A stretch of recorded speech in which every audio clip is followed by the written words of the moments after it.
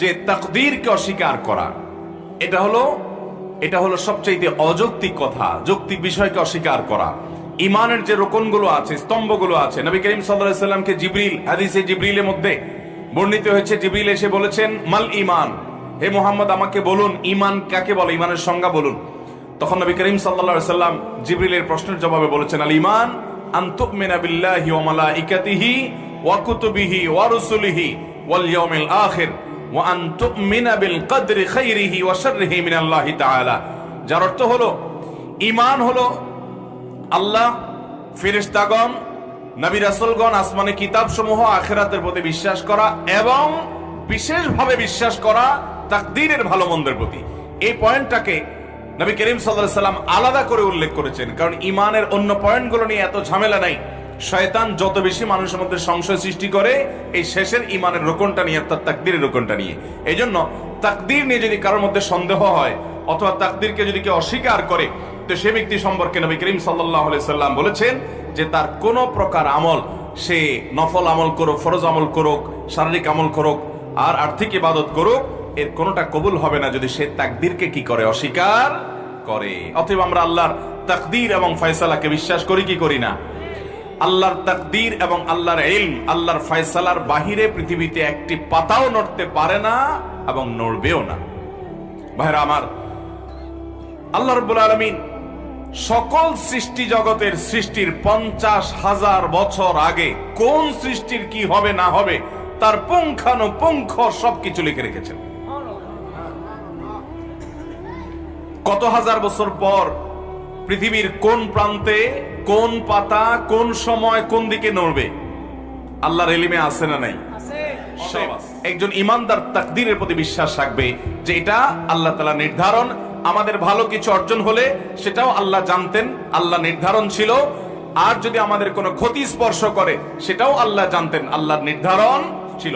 বিধায় তাকদীরকে যদি কেউ অস্বীকার করে তার ঈমান থাকবে?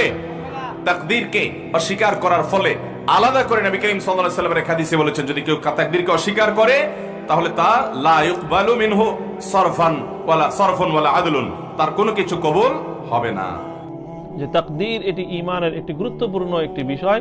তাকদীরের উপর ঈমান রাখা, ওয়াল কদরি খাইরিহি ওয়া শাররিহি মিনাল্লাহি তাআলা, আল্লাহর পক্ষ থেকে সবকিছু পূর্ব নির্ধারিত। এটিকে যদি বিশ্বাস না করা হয় তাহলে একজন মানুষ মুমিন হতে পারে না। কাজেই তাকদীরের উপর বিশ্বাস রাখতে হবে যে আল্লাহর পক্ষ থেকে সবকিছু পূর্ব নির্ধারিত রয়েছে এবং যেভাবে আল্লাহর পক্ষ থেকে নির্ধারিত আছে তার ব্যতিক্রম হওয়ার কোনো উপায় নেই, সুযোগ নেই। এটিকে বিশ্বাস করতে হবে ঈমান সহিহ হওয়ার জন্য, এটি জরুরি। এখন প্রশ্ন যে সংশয়, যে তাহলে আমরা আমল করে চেষ্টা করে লাভটা কি?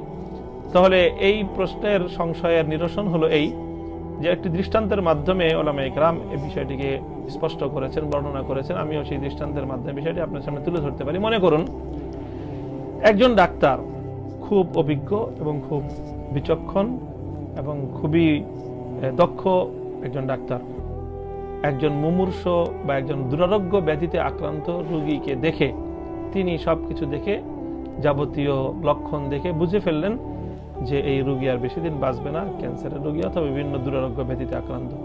তিনি রোগীর আপনজনদেরকে বলে দিলেন যে আপনারা দৌড়ঝাঁপ করে আর চেষ্টা করে লাভ নেই, উনি আর বেশির চেয়ে বেশি বড় জোর 1 মাস বা 1 সপ্তাহ তিনি বাঁচবেন, এরপরে এতদিন টিকবেন, এরপরে আর টিকবেন না। এরকম একটা অনুমান ডাক্তার বলে দিলেন। তো ঠিকই দেখা গেল যে ডাক্তারের অনুমান অনুযায়ী ঠিক 1 মাসের মাথায় অথবা 1 সপ্তাহের মাথায় ওই রোগী মারা গেলেন। তো এই রোগী মারা যাওয়ার পর এখন কি রোগীর আপনজন ডাক্তারকে ক্লেম দিবে যে আপনি 1 সপ্তাহ আগে বলেছেন আমাদের রোগী 1 সপ্তাহ পরে মারা যাবে, আপনার কথার কারণে রোগী মারা গিয়েছে। আপনি বলেছেন 1 মাস পরে আমার রোগী মারা যাবে, এই জন্য রোগী মারা গিয়েছে। তো ব্যাপারটা তো আসলে এমন নয় যে ডাক্তার বলেছেন তাই রোগী মারা গিয়েছে, ব্যাপারটি আসলে এমন নয়। বরং ব্যাপারটি হলো রোগী মারা যাবে বিভিন্ন লক্ষণ দেখে ডাক্তার আগেই পূর্ব অনুমান করে নিয়েছেন। ঠিক তদ্রূপ তাকদীরের বিষয়টিও হলো এরকম, আল্লাহ নির্ধারণ করেছেন বলে বান্দা পরবর্তীতে আমলগুলো করে, ব্যাপারটি এমন নয়। বরং বান্দারা কে কি করবে আল্লাহ পাক রব্বুল আলামিন যেহেতু আলিমুল গায়ব, আল্লাহ পাক রব্বুল আলামিন যেহেতু পূর্বাপর সবকিছু জানেন, অতীতেরটা আল্লাহ যেমন জানেন ভবিষ্যতেরটাও ঠিক তেমনই জানেন, ভবিষ্যতে কে কি করবে। তো আল্লাহ রব্বুল আলামিন ভবিষ্যতে কে কি করবে এই সকল বিষয়গুলো আল্লাহ পাক রব্বুল আলামিন জানেন বলে কে কি করবে সেভাবে আল্লাহ পাক রব্বুল আলামিন তাকদীরের মধ্যে নির্ধারণ করে রেখে দিয়েছেন।